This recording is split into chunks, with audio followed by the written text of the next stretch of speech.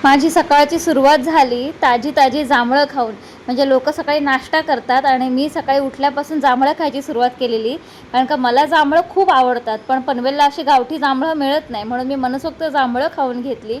आणि आजची सकाळ एकदम निवांत होती, कारण का आम्हाला जेवायला जायचं होतं, लग्न आहे तिकडे.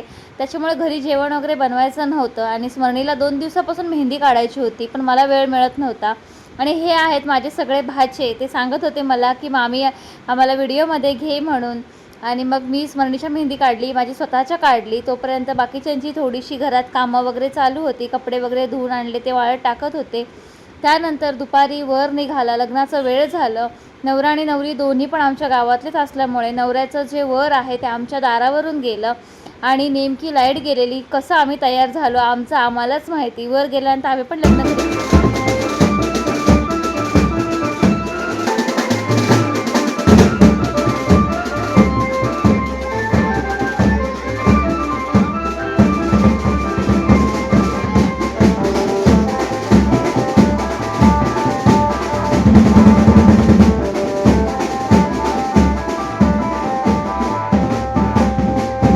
स्मरणी खूप सुंदर इथे रेडी झालेली, कारण का गरमी पण इतकी होत होती की हेवी काय मेकअप करायचे आणि हेवी कपडे घालायची इच्छाच नव्हती. पण लग्नाला जायचं म्हटल्यावर थोडंफार तरी बरं दिसायला पाहिजे, म्हणून मी पण एकदम लाईटच मेकअप केलेला.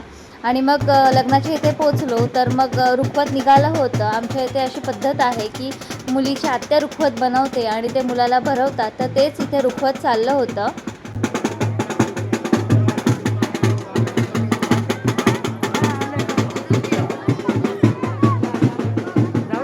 लग्न लागलं आणि त्यानंतर एवढ्या गरमीमध्ये आम्ही थंडगार असं आईस्क्रीम खाल्लं आणि लग्न लागलं, मंगलाष्टका झाल्या आणि पुन्हा लाईट गेली. बापरे, इतकं सगळं गडबड चालू होती. त्यानंतर संध्याकाळी होतं कन्यादान आईवडिलांसाठी किती महत्त्वाचं असतं आणि ते कन्यादान करताना आईवडिलांच्या मनामध्ये काय काय फिलिंग्स येत असतील हे मी नक्कीच समजू शकते एक मुलगी म्हणून. मस्तपैकी कन्यादान झालं, लग्न खूपच छान झालं. त्यानंतर मी घरी जाऊन चेंज वगैरे केलं, कारण का मला जायचं होतं माझ्या आईकडे माहेरी माझ्या. कारण का आमचा पण काहीतरी दुसऱ्या दिवशीचा प्लॅन होता सगळ्या कझिन्सचा, म्हणून मी घरी गेली. आणि उद्याचा ब्लॉग बघायला विसरू नका. बाय.